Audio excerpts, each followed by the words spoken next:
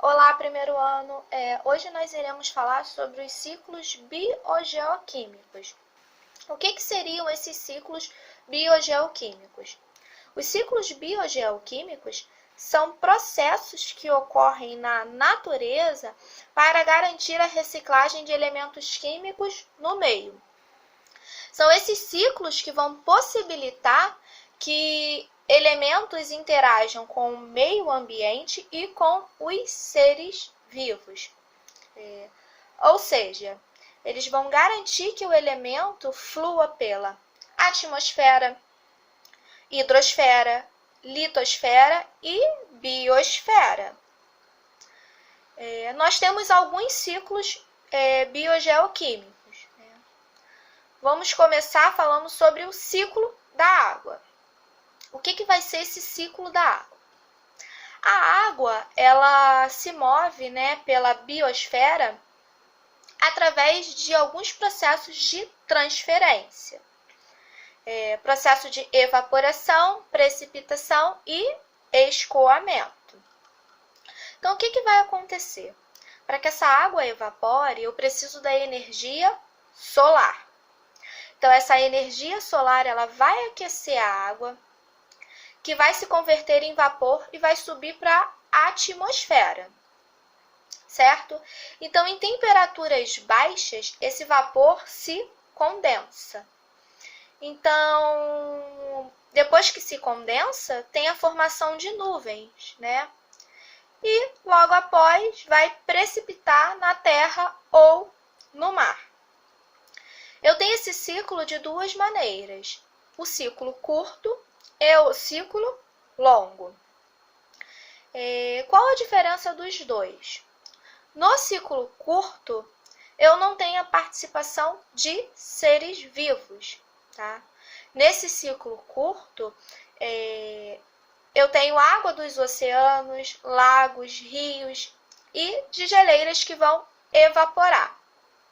Mas eu não tenho a participação de seres vivos. No ciclo longo, eu já vou ter a participação de seres vivos, Então, o que acontece? A água participa de diversos processos do metabolismo. Processos de transpiração, respiração, excreção, fotossíntese e retorna para a natureza. Vamos ter o ciclo do oxigênio, um outro ciclo biogeoquímico. O ciclo do oxigênio ele vai descrever a movimentação que eu tenho entre a atmosfera, a biosfera e a litosfera. Como é que vai acontecer, esse ciclo?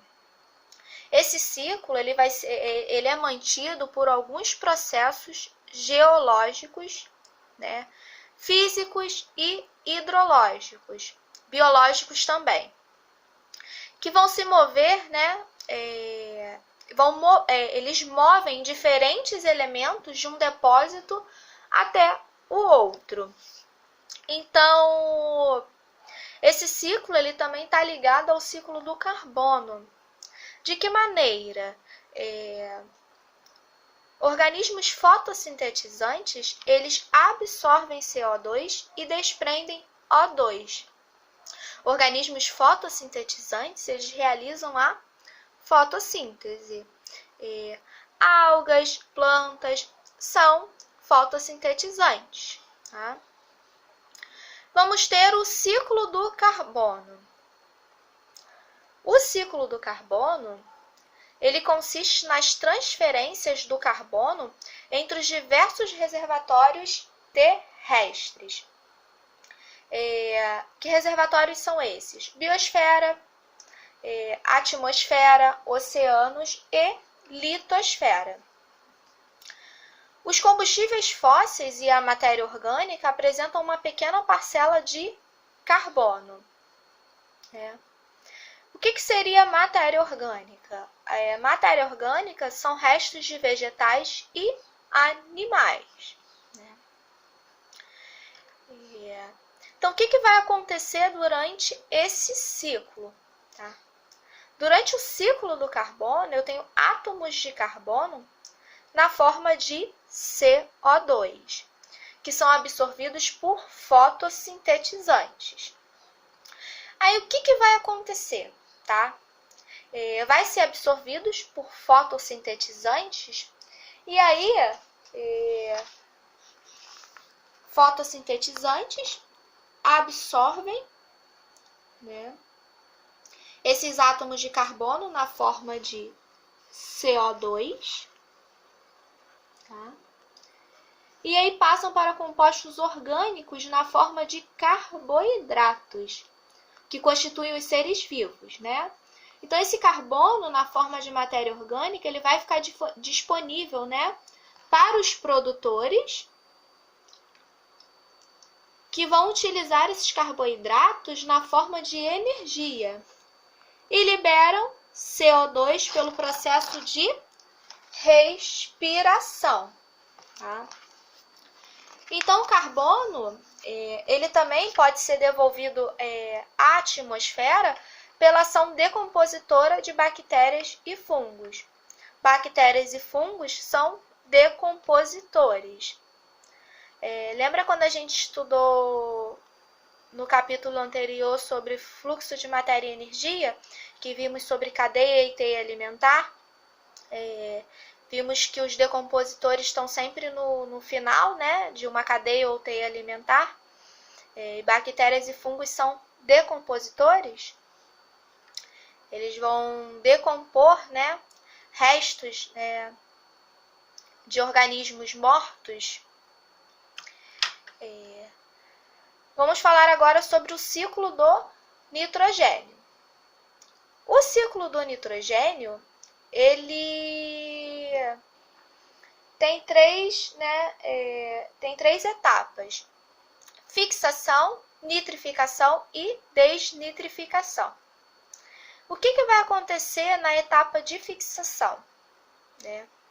O gás de nitrogênio ele vai ser fixado por algumas bactérias do solo, cianobactérias e bactérias do gênero Rhizobium. Essas bactérias vivem associadas à raiz de plantas leguminosas. A gente pode ver aqui na figura, ó, tá? Da página 571, essa etapa de fixação. Como acontece, né? Então, a gente tem esse gás de nitrogênio, que vai ser fixado por algumas bactérias do solo, cianobactérias. Aqui na figura vocês podem ver bactérias do gênero Rhizobium, que vivem associadas à raiz de plantas leguminosas, tá? Logo abaixo tem o processo de nitrificação. Tá? Olha a figura aí, ó. Logo abaixo a gente tem esse processo de nitrificação. Nesse processo aqui, ó, de nitrificação, eu vou ter nitrosação, né? Bactérias do gênero Nitrosomas e Nitrosococcus, né? Vão transformar o amôniaco em nitrito, tá? Então, transformam o amôniaco em nitrito. Esses nitritos, eles são liberados no solo, tá? Quando esses nitritos são liberados no solo, são oxidados por bactérias do gênero Nitrobacter. Agora, no mar, são oxidados por bactérias Nitrococcus. Então, vai haver a transformação, né, em nitrato, no processo chamado de nitratação, tá bom? O nitrito, ele é tóxico e não pode ser usado por plantas e animais. Então, esse nitrito ele precisa ser convertido em nitrato por ação bacteriana. Então, o que vai acontecer? As plantas, elas absorvem o nitrato. Então, dessa forma, o nitrogênio ele vai entrar na cadeia alimentar e vai ser usado na síntese de nucleotídeos e aminoácidos. No processo de desnitrificação, o nitrogênio ele vai voltar para a atmosfera. Então, como é que vai acontecer isso? A amônia e nitrato, eles vão ser convertidos em azoto. Então, no processo de desnitrificação, tá? Nesse processo aqui, ó, da página 572, tá? O que vai acontecer nesse processo aqui?